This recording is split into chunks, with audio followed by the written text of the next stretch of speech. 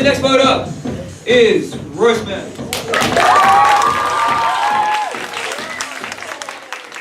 My name is Royce, and my poem is titled White Boy Privilege. Dear women, I'm sorry. Dear black people, I'm sorry. Dear Asian Americans, dear Native Americans, dear immigrants who come here seeking a better life, I'm sorry.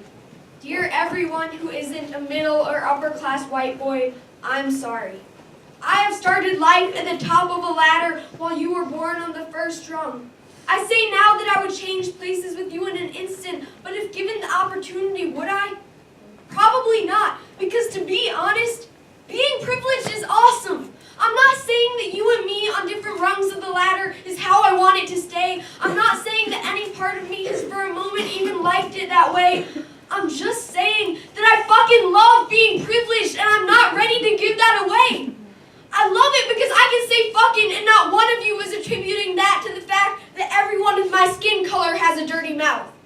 I love it because I don't have to spend an hour every morning putting on makeup to meet other people's standards. I love it because I can worry about what kind of food is on my plate instead of whether or not there will be food on my plate. I love it because when I see a police officer, I see someone who's on my side. To be honest, I'm scared of what it would be like if I wasn't on the top rung, if the tables were turned and I didn't have my white boy privilege safety blanket to protect me. If I lived a life lit by what I lack, not what I have, if I lived a life in which when I failed, the world would say, told you so. If I lived the life that you live. When I was born, I had a success story already written for me. You were given a pen and no paper. I've always felt that that's unfair, but I've never dared to speak up because I've been too scared.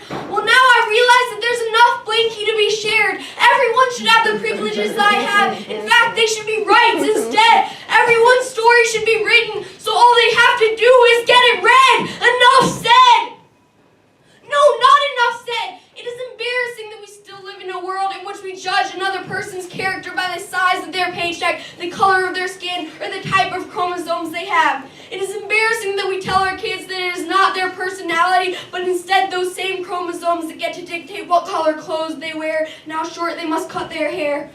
But most of all, it is embarrassing that we deny this, that we claim to live in an equal country in an equal world. We say that women can vote. Well, guess what? They can run a country, own a company, and throw a nasty curveball as well. We just don't give them the chance to.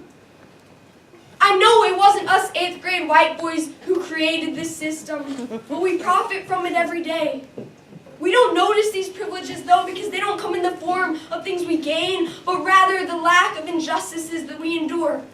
Because of my gender, I can watch any sport on TV and feel like that could be me one day. Because of my race, I can eat at a fancy restaurant without the waitstaff expecting me to steal the silverware. Thanks to my parents' salary, I go to a school that brings my dreams closer instead of pushing them away. Dear white boys, I'm not sorry. I don't care if you think the feminists are taking over the world or the Black Lives Matter movement has gotten a little too strong, because that's bullshit. I get that change can be scary, but equality shouldn't be. Hey, white boys, it's time to act like a woman, to be strong and make a difference. It's time to let go of that fear. It's time to take that ladder and turn it into a bridge.